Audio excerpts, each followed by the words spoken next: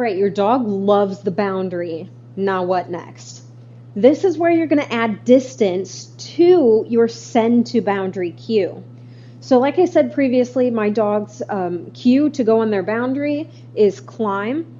So that's what I'm going to use, but you can use go to your bed, place, whatever cue you would like to use. Previously, let's just do a really quick recap.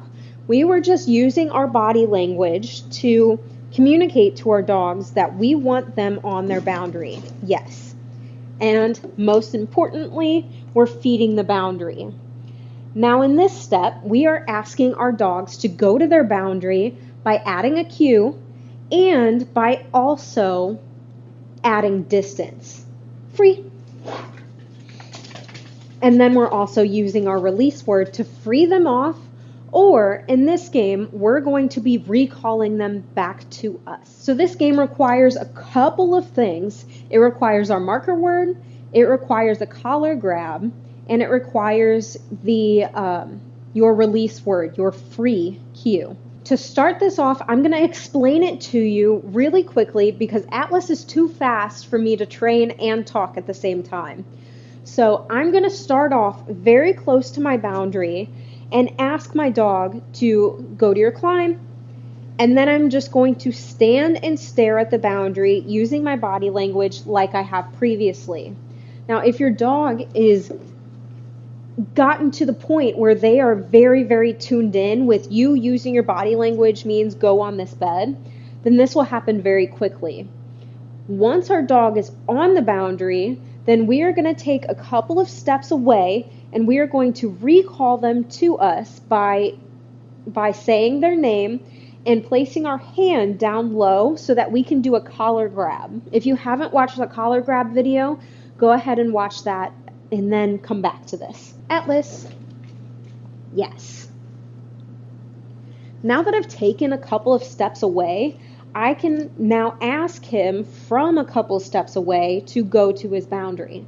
Go to your climb. Yes.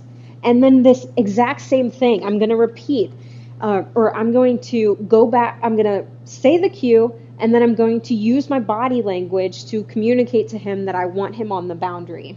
If it takes, I would say, more than 5 seconds for them to start moving towards the boundary, then I would simply take a step closer and keep staring at the boundary. I would not repeat the cue at that point. I would simply, if I ask from back here, I'm going to use place because he doesn't know place. Place. And then he doesn't. I'm also speeding this up for you. I would count to 5. And then if he doesn't, Atlas, like I said, he learns too fast. Place, count to 5, doesn't, then I'm going to take a step closer, and then more than likely they will get on the boundary. If they don't, then I would continue being closer until you're right on top of it.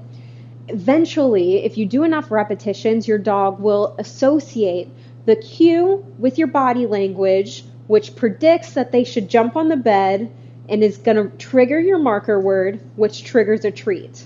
That's a lot of steps. And they are going to shorten that as much as possible and as fast as possible so they can get the treat faster. So they are going to quickly pick up on when I hear these words, then I need to get on my boundary so that my mom gives me a treat or that my dad gives me a treat. Atlas. Yes. Climb. Yes. This game is honestly super simple, and you can grow it so that it is more and more complicated for your dog. With the limited space I have, I don't want to take too much of your time. I just want to give you the super basics. So you're standing right in front of your boundary, adding the cue, and then you are going to recall them. Atlas. Add a collar grab, and then from wherever you recalled them, you're going to send them back with the cue and your body language. Climb. Yes. Let me know how you liked this video, how your dog likes playing this game, how you liked playing this game down in the comments. Like, subscribe, all that fun stuff. Have a great day, guys. Keep on training.